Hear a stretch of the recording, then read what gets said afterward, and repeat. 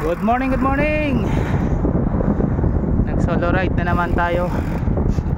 2 months hindi naka-ride, so ngayon lang uli. So far malamig pa naman ang klima, makulimlim, babadya ang ulan.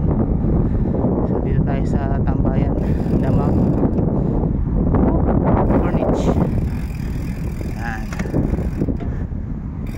Headwind po, masakit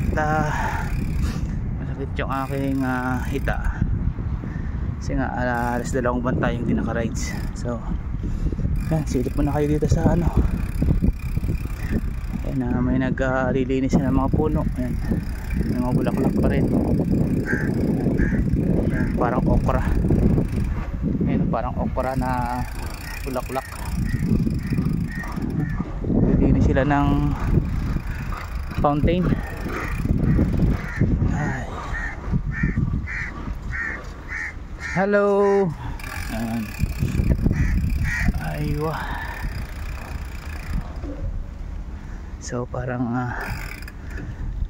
pahinga muna tayo saglit, mga 5 minutes. Alright, cheers. Hey.